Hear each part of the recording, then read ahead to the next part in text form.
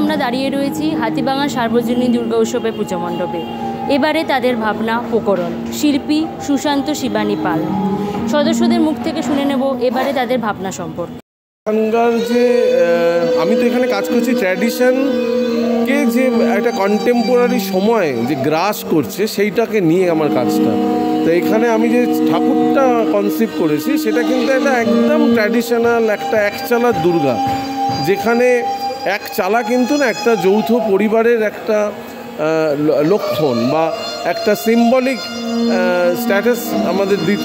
কিন্তু এখন এই বর্তমান সময়ে এই যে আমি বলছি যে এই রকম বৃহতাকার বাড়িগুলো আস্তে আস্তে ফ্ল্যাট বাড়িতে হয়ে যাওয়ার পিছনের একটা কারণ হচ্ছে যে যৌথ পরিবার ভেঙে গিয়ে একটা নিউক্লিয়ার ফ্যামিলি হয়ে যাচ্ছে, এবং সেই বিচ্ছিন্নতা হওয়ার কারণে তারা হয়তো কেউ 700 স্কোয়ার ফিট 800 স্কোয়ার ফিটে ফ্ল্যাটে থাকছে, তার জন্য হয়তো তার পুরোনো বাড়িটা তারা ভেঙে দিচ্ছে, প্রমোটারের হাতে দিয়ে দিচ্ছে।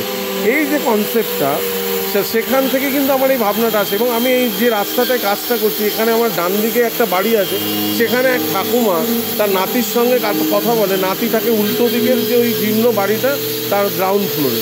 তা আমি প্রত্যেক দিন বিকেলবেলা দেখতাম তারা দুজনে কনভারসেশন করছে, কিন্তু তারা হয়তো একটা সময় ওই এক চালার মধ্যে থাকতো, এখন তারা বিচ্ছিন্ন হয়ে গেছে। তা আমার এখানে প্রতিমাও কিন্তু প্রায় ওই রকম একটা মেসেজ বহন করছে যে এক চালার মধ্যে লক্ষ্মী, সরস্বতী, গণেশ, এদের সব পদ্মগুলো রয়েছে, তার বাহনগুলো রয়েছে, তারা যেন বিচ্ছিন্ন হয়ে ঠিক তার পাশে আরেকটা এক চালার মধ্যে চলে এসছে।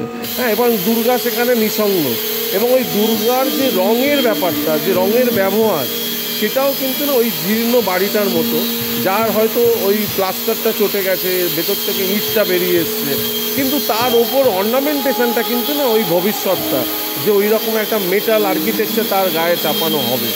এই জায়গাটা থেকেই কিন্তু না ওই দুর্গার একটা অবয়বটা আমি ব্যবহার করেছি।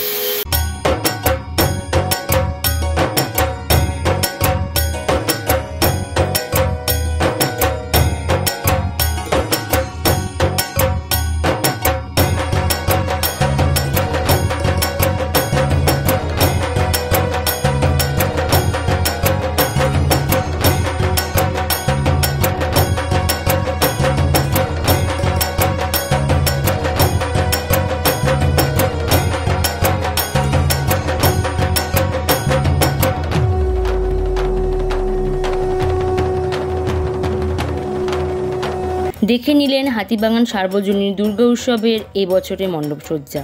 শুনে নিলেন শিল্পী সুশান্ত শিবানী পালের মুখে তার এই প্রকরণ সম্পর্কে।